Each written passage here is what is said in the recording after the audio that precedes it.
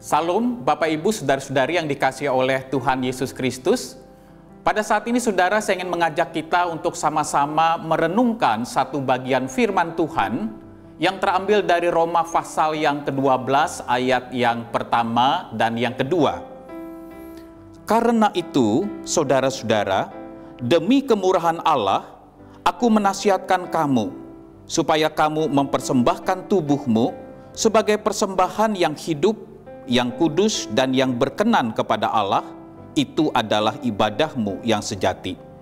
Janganlah kamu menjadi serupa dengan dunia ini, tetapi berubahlah oleh pembaharuan budimu, sehingga kamu dapat membedakan manakah kehendak Allah, apa yang baik, yang berkenan kepada Allah, dan yang sempurna. Bapak Ibu Saudara-saudari yang dikasihi oleh Tuhan Yesus Kristus, menarik sekali saudara ketika kita membaca bagian ini, maka peralihan antara pasal yang ke-11 dengan pasal yang ke-12 dari Roma ini dimulai dengan kata sambung karena itu. Artinya saudara, ada alasan mengapa di dalam bagian ini kita diperintahkan untuk mempersembahkan tubuh kita, mempersembahkan diri kita sebagai persembahan yang hidup, yang kudus, dan yang berkenan kepada Allah. Alasan itu saudara ada di dalam pasal 1 sampai dengan pasal yang ke-11 dari kitab Roma ini.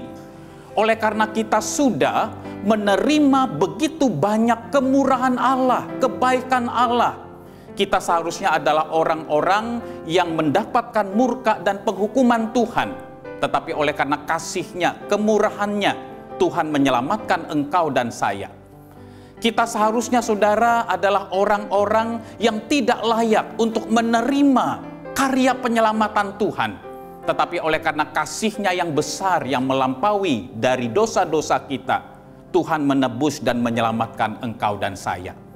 Oleh karena alasan inilah, oleh karena kita sudah menerima anugerah keselamatan, kemurahan Allah yang begitu besar di dalam Yesus Kristus, maka respons kita yang seharusnya, konsekuensi logis yang seharusnya kita lakukan kepada Tuhan adalah kita mempersembahkan diri kita sebagai persembahan yang hidup, yang kudus, dan yang berkenan kepada Allah. Nah saudara-saudara yang terkasih di dalam Tuhan, bagian firman Tuhan ini juga mengingatkan kepada kita saudara, ibadah itu bukan sekedar ketika kita menghadiri ibadah minggu rutin di gereja. Betul, itu adalah bagian daripada ibadah kita. Tetapi di dalam bagian ini mengingatkan kepada kita bahwa ibadah yang sejati, ibadah yang sesungguhnya itu adalah ibadah di dalam gaya hidup, di dalam keseharian kita. Ketika kita bekerja, ketika kita melayani keluarga kita, ketika kita melakukan apapun juga, semuanya kita lakukan untuk kemuliaan Tuhan dan untuk menjadi berkat bagi orang lain. Maka sesungguhnya itu adalah ibadah yang berkenan di hadapan Tuhan. Jadi saudara-saudara, di dalam Alkitab, ibadah ritual yang biasa kita lakukan saudara, misalnya pada hari Minggu, ibadah ritual tidak boleh terpisah dari ibadah yang kita lakukan di dalam keseharian kita sehari-hari. Lalu saudara, selanjutnya ketika kita membaca Roma pasal yang ke-12 ayat yang kedua ini, kita juga diperintahkan untuk terus-menerus mengalami transformasi, pembaharuan yang Roh Kudus kerjakan di dalam kehidupan kita. Saudara-saudara yang terkasih di dalam Tuhan, sudah berapa lama kita menjadi orang Kristen? Pertanyaannya adalah, apakah makin lama kita menjadi orang Kristen, kita ini makin bertumbuh serupa dengan Kristus kah? Atau justru saudara, kita ini makin serupa dengan nilai-nilai dunia ini?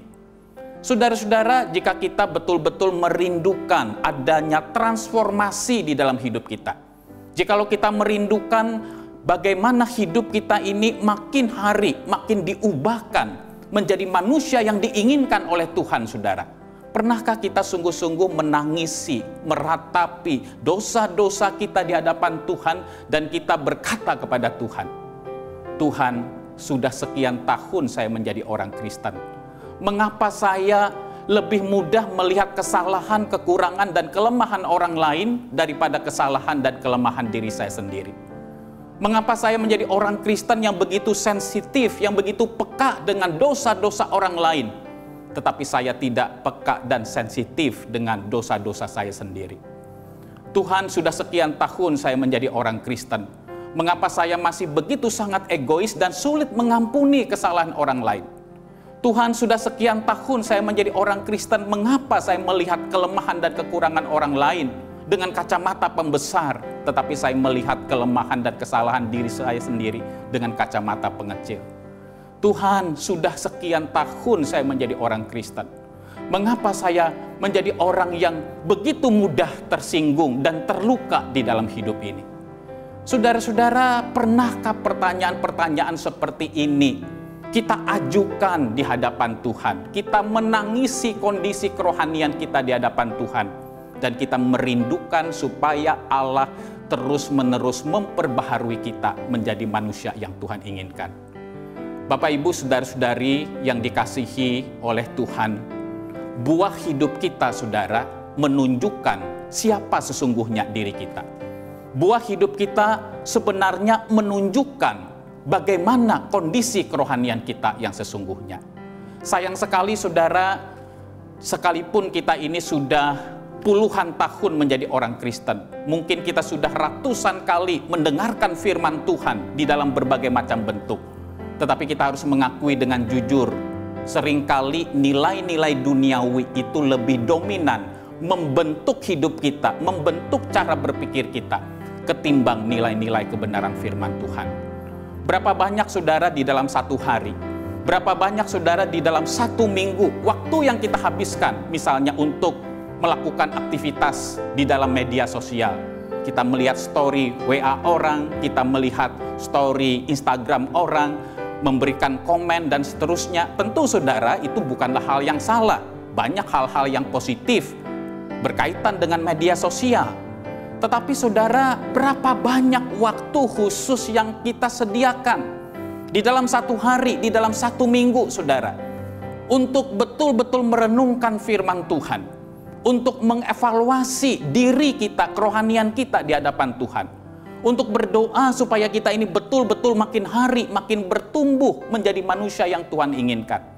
Apakah, saudara, kita ini hanya baru mendengarkan firman Tuhan pada saat ibadah minggu kurang lebih 1,5 jam, dan itu pun mungkin pada saat ibadah 1,5 jam yang kita lakukan itu, pikiran kita ngelantur kemana-mana, kita tidak fokus sambil beribadah, mendengarkan khotbah atau doa syafaat di gereja.